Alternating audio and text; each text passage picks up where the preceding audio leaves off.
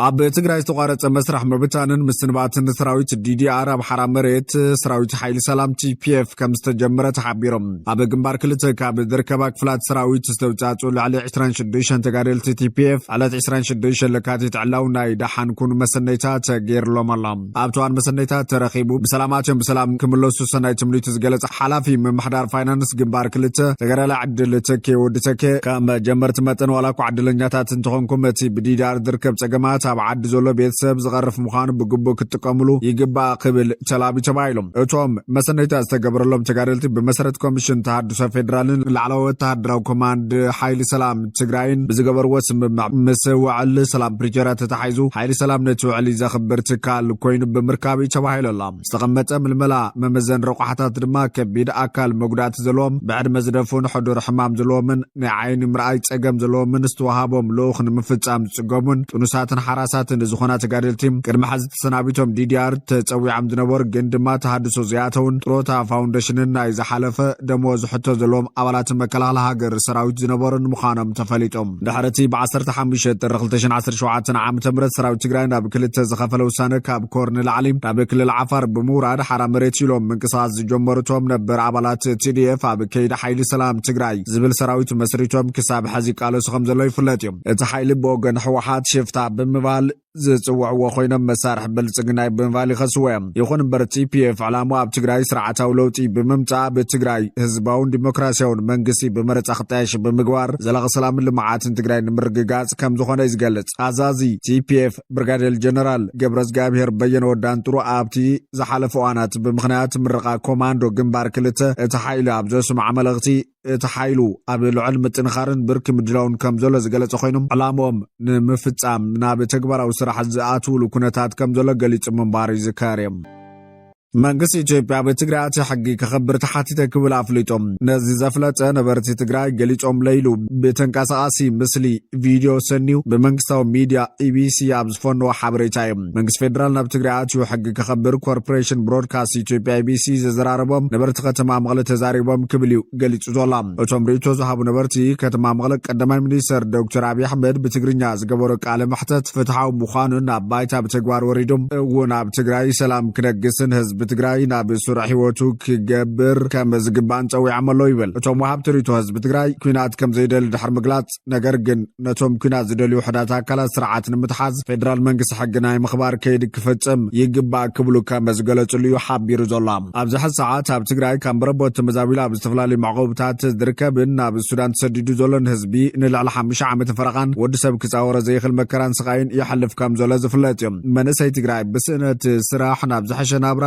ክሓልፈለዩ እናተሰደደ ፈቆደ በረኻ ኣደዳ ሸፋቱን ድራር ባሕርን ይኾን ከም ዘለውን ይፍለጥ ቀረብ ነዳዲ ፈጺሙ ተቋሪጾሎ በዚ ምኽንያት ድማ ካብ ሕጽረት ግልጋሎት ትራንስፖርት ጀሚሩ ብዙሓት ሳዕቢናት ድማ ይረኣየሉ ኣብ ትግራይ ኣብ ዝኾነ ይኹን ባንኪ ጥረ ገንዘብ የለን በዚ ምኽንያት ሕብረተሰብ ከም ድሌቱ ክተዓዳደግ ኣይከኣልን ብፍላይ ከም ኣረጋውያን ዝበሉ ቴክኖሎጂ ዘይጥቀም ክፋላት ሕብረተሰብ ኣብ ሓደጋ ወዲቖም ይርከቦም ቀረብ መንግስታዊ መድሓኒትን ናውቲ ሕክምናን ተቋሪጾሎ እዚ ኣሽንኳይ ሕዱር ሕማም ዘለዎም ወገናት ንኻሊእ እውን መርድእ ኮይኑ ዘሎ ሰራሕተኛታት መንግስቲ ደሞዝ ኣይኽፈሎም ዘሎ ዝስዕብ ቁጠባዊ ቅልውላው ድማ ኣዝዩ ከቢድ ከም ዝኸውን ገልጹ ኮይነላ እቲ ኣብ ትግራይ ዝረአ ዘሎ ተደራራቢ ማሕበራውን ቁጠባውን ቅልውላው ህፁፅን ዘለቐን መፍትሒ ዝደሊ ናይ ህይወትን ሞትን ጉዳይ ከም ዝኾነ ዝገልጹ ኣካላት እቲ ተቋሪጹ ዘሎ ቀረብ ነዳዲ ስእነት ጥረ ገንዘብ ሕፅረት መሰረታዊ መድሓኒታትን ዘይምኽፋል ደሞዝ ሰራሕተኛታት መንግስትን ንመነባብሮ ህዝቢ ኣብ ኣዝዩ ከቢድ ኩነታት ኣውዲቕዎ ከም ዝርከብ እዩ ዝሕበር ዘሎ ልዕሊ ኩሉ ድማ እቲ ካብ መረበቱ ተመዛቢሉ ኣብ ዝተፈላለዩ መዕቆብታት ዝርከብን ናብ ሱዳን ተሰዲዱ ዘሎን ህዝቢ ንልዕሊ 5 ዓመት ፈረቓን ወዲ ሰብ ክጻወሮ ዘይኽእል መከራን ስቃይን ይሕልፍ ምህላውን ናብ መረበቱ ክምለስ ዘይምኻሉ ዝኸፍእ ቅልውላው ስዒቡ ከም ዝርከብን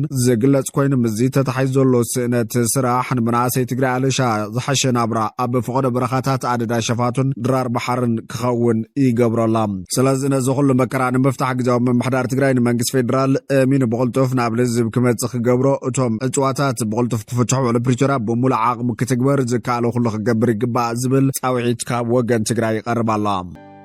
ፌደራል መንግስት ሓድሽ መጥቃዕቲ ድሮን ከም ዝፈጸመ ይሕብር ኣሎ። ንጹሃት ዜጋታት ብናይ ፌደራል መንግስቲ መጥቃዕቲ ድሮን ከም ዝተወቅዑውን ተገሊጹ እዮም። ፌደራል መንግስቲ እቲ ዘካየዶ መጥቃዕቲ ድሮን ንዕጦ ጉጅለ ፋኖ ዕላማ ዝገበረ ምዃኑ እኳ እንተገለጸ እንተኾነ ኣብ ኣምሓራ ክልል ጎጃም ከባቢ ፍሉይ ቦታ ጃዊ ኣብ ዝተባሃለ ከባቢ ዝተባኣሱ ጉራብቲ ኣብ ምዕራቅን ምዝታይን ዝነበሩ ሽማግለታት ዓድን መራሕቲ ሃይማኖትን በቲ ናይ ፌደራል መንግስቲ መጥቃዕቲ ድሮን ከም ዝተወቅዑ ተገሊጹ እዮም። ብሰንኪ እቲ መጥቃዕቲ ድሮን እውን 11 ሰባት እንትሞቱ 9 ሰባት ከቢድ መጉዳእቲ ከም ዝበጽሖም ተገሊጹ ኣሎ። መንግስቲ ኢትዮጵያ ካብ ኩናት ጽንተት ትግራይ ጀሚሩ ኣብ ተዋን ኣብ ትግራይ ኣብ ዝግዘ ድማ በክልል ኣምሓራ ብኣብዝሓ ጽዑቕ መጥቃዕቲ ድሮን ዝፍጽም ዘሎ ኮይኑ ኣብ ልዕሊ ሰላማውያን ሰባትን ህዝባዊ መሰረተ ልምዓትን ከቢድ ጉድኣት ብምውራድ ብተሓለቕቲ ሰብኣዊ መሰላትን ውድብ ሕብራት ሃገራትን ክኽሰት ጸኒሐ። ኣብ ዝሓለፉ ዓመታት ኣብ ክልላት ትግራይ ኣምሓራን ኦሮምያን ዝተኻየዱ ናይ ድሮን መጥቃዕትታት ብርክት ዝበሉ ንጹሃን ዜጋታት ከም ዝተቐተሉ ብህግራዊ ትካላት ሰብኣዊ መሰላት ተሰኒዱ እዩ። መንግስቲ ግብረ ሽብራውያን ንምጥቃዕ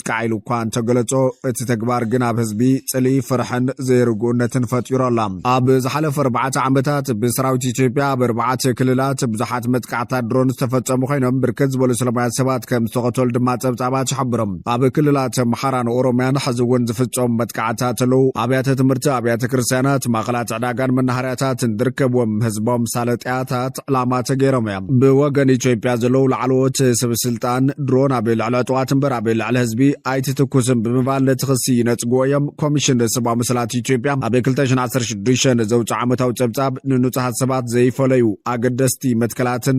ተመጣጣንነትን ዘይሓለዉ መጥቃዕትታት ሰብ ኣልቦ ነፈርቲ ከም ዝተፈጸሙ የመልክት። ብተወሳኺ ደቂ ኣንስትዮን ህጻናትን ዝርከብዎም ብዙሓት ሲቪላት ኣብቲ መጥቃዕቲ ብጭካነ ከም ዝተቐተሉ ብምጥቃስ ብሂወት ናይ ምንባር መሰል ተጋሂሱ ይብል። ተጣባቂ ሰብኣዊ መሰላት ኣምኒስቲ ኢንተርናሽናል እውን ኣብቲ ግጭት ዝኾነ እጃም ዘይብሎም ሰላማውያን ሰባት ዕላማ ተገይሮም ከም ዝተቐተሉ እዩ ዝገልጽ። ሰላማውያን ሰባት ዝግልገሉሎም መሰረተ ልምዓቱን ብሰንኪ መጥቃዕቲ ከቢድ ጉድኣት ይበጽሖም ከም ዘሎ ይሕበር። ንህዝብታት ኣምሓራን ኦሮምያን ከም ዝሕለቑ ዝገልጹ ትካላት ኣብተን ክልላት ኣብ ዝዋን ኣብ ዝተፈላለዩ መዓልትታት ዝተፈጸሙ መጥቃዕትታት ድሮን ኣዝዩ ዘሰክፍ ምዃኑ ገሊጸን እየን። زعبت مركب وقع أمريكان بيرترا وقن كيحي بحراتها ودب حبرات هاقرات دما بمعخلاي مبرق السلام ناي مسفان عدلازو يتأبي بمخان قليج الله لعلي 75 نفرت وقن خطحز تغل بنيكولاس أو تساعت تسرح ESS جيرالد آرفورد بكانال سويزا بيلانا بكيحي بحر كمزاتوت الجزيرة تركب نستفلالها مع قناة زين عالم حبيرنا الله ازد ما أمريكا عبيت مراخب وقن بكلتا أنفت كتوافر زخلا مخان تنتي قلتم جيرالد آرفورد بغيح بحر بيلا حدش مسمر متقعات خمسة خفتت يقلت علم أبراهام لينكن كاب دبوبن مبرغن ببحر عرب بيلا متقعاتها بمكيار تركب منيسر مكلخال أمريكا بيت هيغست نتمدلوات كقلت انكل حزينا بوقعي كنواقات زجمرنا يلم حداش مراخب تعنت نفرتي حيل بحر أمريكا USS جيرالد آرفورد قجت أمريكا مسيران شامناي معلتو أبزغطرول دلوانيو نابكيح بحر أتيازلام ازمو فارزي نتا مركب وقع أبغشتي سرحيتاوي كابي ماخلاي تزاز أمريكا زغمت أخوينو بيران زرقفوتي أبزحلف خلت عامة فرقان نمراخب وقن نقداو مراخبنا أمريكا بترقاقا معلامة خقبرو متنحوم أبقمت بمتاو أبكيح بحري كالي سخفتاتات فتير الله وجلت عنات مركب فورد كرما أمريكا بالعليران ذكايرو تمتكعاتي عبور حلقاتيت بترامب تزازنا بماخلاي مبرع كم زغنعات يفلتيوم ودب حبرات هاقراد مع بماخلاي مبرع سلام نايب مسفان عدل عزيز أبي مخان قليج الله أمريكا إسرائيلنا بالعليران زفتم وزلوا متكعاتي حيول بمغطالو أبي ماخلاي مبرع سلام نايب مسفان عدل عزيز أبي مخان زيتغسا ودب حبرات هاقرات بتخونتات عبي سقات كم سمو عقليجهم نزقلت العلاوي كوميشنر سبا مسلات حبرات